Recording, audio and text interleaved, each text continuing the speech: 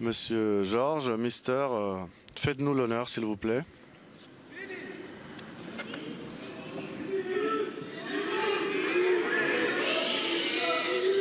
Suspense, everyone.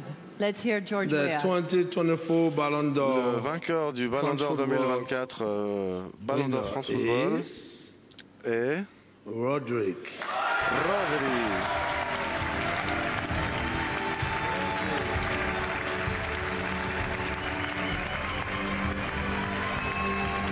Si les critères d'attribution ne désignent pas Vinicius comme vainqueur, ces mêmes critères devraient désigner Carvajal comme vainqueur.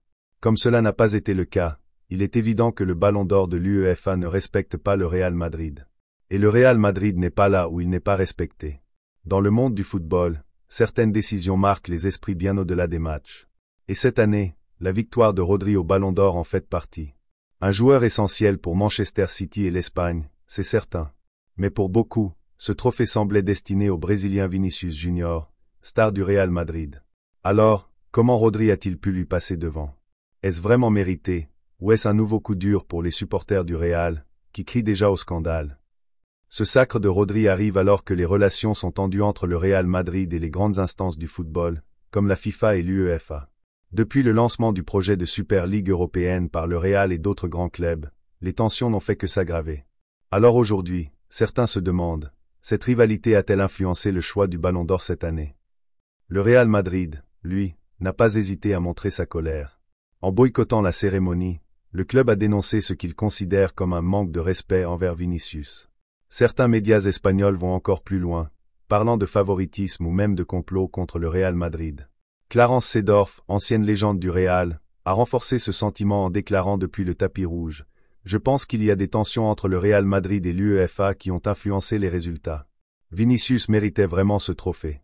Les conflits en coulisses n'auraient pas dû peser dans une récompense aussi prestigieuse. » Cette polémique autour de Rodri n'est pas une première pour le Ballon d'Or, qui a souvent été critiqué pour ses choix contestés. Alors, la victoire de Rodri est-elle un vrai changement dans les critères du Ballon d'Or, ou juste un rappel des rivalités et des préférences qui influencent ce trophée? Préparez-vous à découvrir les dessous du Ballon d'Or, entre rivalité et polémique. Pour comprendre cette controverse, il faut d'abord revenir aux origines du Ballon d'Or et aux changements dans ses critères. Créé en 1956, le Ballon d'Or récompense chaque année le meilleur joueur du monde. Mais à travers le temps, cette distinction a évolué et avec elle, les débats sur ce que signifie réellement être le meilleur point. À l'origine, les performances individuelles étaient l'élément central. Mais, dès 2010, les critères ont intégré les performances collectives, les trophées remportés, ainsi que la classe et le fair-play du joueur. Ce changement a ouvert la porte à des choix plus variés, mais aussi à des décisions contestées. Aujourd'hui, les journalistes votants sont censés privilégier les performances décisives, individuelles et impressionnantes. Pour certains, c'est ce qui a permis à Rodri de devancer Vinicius, moins médiatique, mais essentiel dans les schémas de Guardiola et de la sélection espagnole. Une règle juste ou biaisée? Ce débat, le Ballon d'Or le connaît bien. Les nouveaux critères du Ballon d'Or se veulent clairs et précis, mais leur interprétation, comme souvent, peut être délicate. Les trois critères principaux sont aujourd'hui les performances individuelles, les performances collectives et le fair-play. L'idée est de récompenser le joueur qui se distingue non seulement par ses statistiques, mais aussi par son impact sur ses équipes et son comportement exemplaire.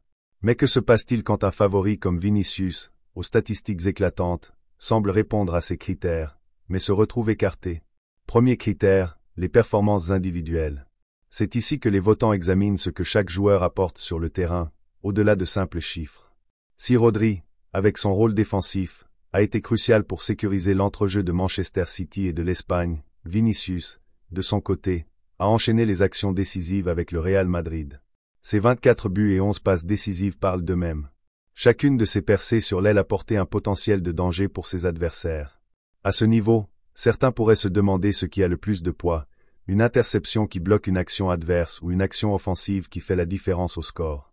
Dans un football dominé par l'attaque, Vinicius avait, semble-t-il, le profil idéal pour briller. Le second critère est celui des performances collectives et des trophées gagnés. Ce critère évalue le rôle joué par chaque candidat dans les succès de son équipe. Ici, Vinicius a été le visage de l'attaque du Real Madrid, jouant un rôle central dans leur succès en Liga et en Ligue des Champions, deux des compétitions les plus prestigieuses au monde. Oui, Rodri a également été décisif dans la Premier League et à l'Euro, mais son impact, plus défensif, est par nature moins visible et spectaculaire. Certains observateurs pourraient donc se demander, dans quelle mesure le Ballon d'Or devrait-il privilégier l'efficacité offensive et l'influence visible? Les exploits de Vinicius en Liga et en Ligue des Champions ont marqué les esprits bien au-delà des cercles habituels du football, et son apport offensif a contribué à faire briller le Real Madrid sur la scène mondiale. Enfin, le critère de classe et de fair-play vise à évaluer le comportement du joueur sur et en dehors du terrain. Rodri, reconnu pour sa discipline, bénéficie d'une réputation solide, mais il faut noter que Vinicius n'est pas un joueur qui manque de classe. Ses prises de position contre le racisme et son rôle de modèle pour des millions de fans démontrent aussi des valeurs fortes, souvent considérées comme exemplaires. Peut-on alors vraiment dire que le fair-play a fait la différence dans ce choix? Pour beaucoup, ce critère aurait aussi bien pu jouer en faveur de Vinicius. Ainsi, si l'on se fie aux critères, Vinicius semble également remplir les exigences fixées par France Football. Mais, malgré ses prouesses en attaque et son rôle de leader dans les succès de son équipe, le trophée échappe aux Brésiliens. En fin de compte, les nouveaux critères du Ballon d'Or, bien qu'importants, n'éliminent pas totalement le risque de subjectivité. En récompensant Rodri, il souligne l'importance de la constance et de la régularité, mais pour certains fans, il laisse aussi planer la question. Un joueur comme Vinicius, aussi décisif et flamboyant, n'avait-il pas tout autant mérité de soulever ce trophée? Rodri, c'est l'homme de l'ombre. Pas forcément spectaculaire, mais d'une régularité impressionnante. Avec Manchester City, il remporte la Premier League et la Coupe du Monde des clubs, et avec l'Espagne, il est sacré champion d'Europe tout en étant élu meilleur joueur du tournoi. Rodri a été un acteur clé de la saison de Manchester City en 2023 à 2024, jouant un total de 58 matchs entre le club et la sélection espagnole.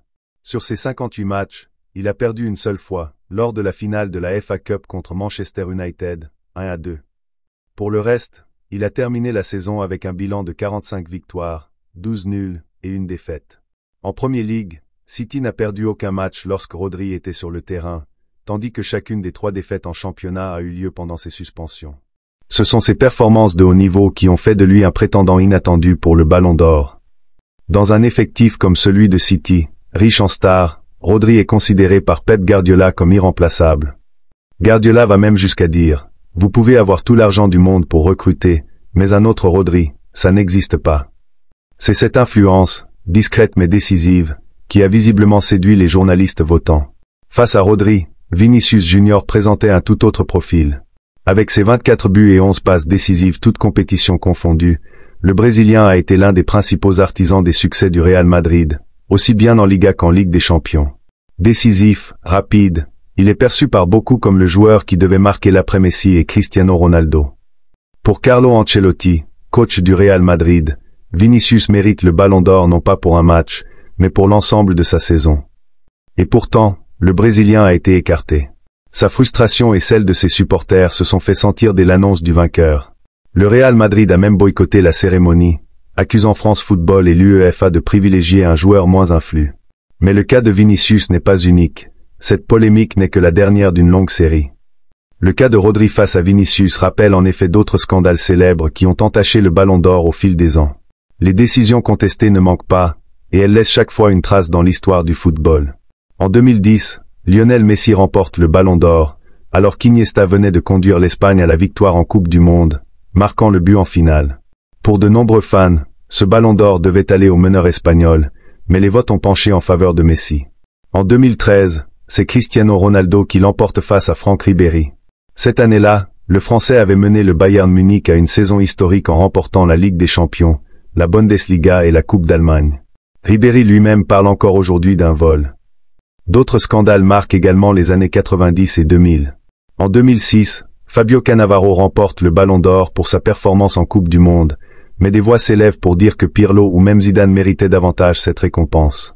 En 1996, Ronaldo, qui dominait les compétitions européennes, se voit lui aussi privé du trophée au profit de Mathias Sammer, un choix encore discuté aujourd'hui.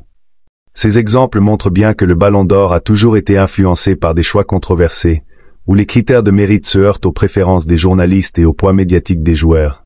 Cette année, la frustration du Real Madrid face aux résultats du Ballon d'Or a pris une tournure spectaculaire. Le club a boycotté la cérémonie, refusant de se rendre à Paris pour assister à la remise du trophée. Le club madrilène accuse l'UEFA et France Football d'avoir pris une décision irrespectueuse envers Vinicius, allant jusqu'à sous-entendre que les votes auraient pu être influencés contre eux. Cette réaction ne s'explique pas seulement par une déception sportive. Depuis plusieurs années, le Real Madrid entretient des relations tendues avec l'UEFA et la FIFA, notamment en raison de son projet de Super Ligue européenne. Ce projet controversé, visant à créer une compétition privée réunissant les plus grands clubs européens, est perçu par l'UEFA comme une menace pour le modèle actuel du football. Ces tensions ont creusé un fossé entre le Real Madrid et les institutions traditionnelles du football, exacerbant les soupçons de parti pris. À cette polémique s'ajoute la déclaration percutante de Clarence Seedorf, ancienne star du Real Madrid, qui a exprimé ses doutes face à l'absence de Vinicius sur le podium. Pour le Real Madrid, ce boycott de la cérémonie est une manière de dénoncer publiquement ce qu'il perçoit comme une injustice. Pour de nombreux fans, cet acte symbolique soulève une question de fond. Le Ballon d'Or est-il encore une récompense impartiale, ou bien a-t-il été influencé par les conflits politiques au sein du football mondial? Alors que chaque décision controversée semble nourrir ce sentiment d'injustice, le Ballon d'Or risque de perdre en crédibilité auprès des supporters du football. Rodri est-il vraiment le meilleur joueur de la saison, ou le choix des journalistes a-t-il été influencé par d'autres facteurs? Si ses contributions sont indéniables, il reste que son style de jeu, moins spectaculaire, semble en décalage avec les précédents vainqueurs du Ballon d'Or. Du côté de Vinicius, les statistiques parlent pour lui. Mais selon certains, les résultats d'équipe et les trophées collectifs ne suffisent plus à convaincre le jury. Il apparaît que les critères du Ballon d'Or, en constante évolution, créent des ambiguïtés et laissent place à l'interprétation, ce qui nourrit les controverses année après année. Ainsi, la victoire de Rodri relance le débat. Que signifie vraiment être le meilleur joueur du monde? Et est-ce que le Ballon d'Or valorise autant la constance et la performance d'un collectif qu'il le prétend? Alors, la victoire de Rodri est-elle méritée? Dans l'absolu, oui. Sa saison parle pour lui. Mais cette décision prouve encore une fois que le Ballon d'Or est bien plus qu'un simple trophée. Il est un reflet des tensions et des biais qui traversent le football mondial. À chaque scandale, c'est la crédibilité même du trophée qui est remise en question.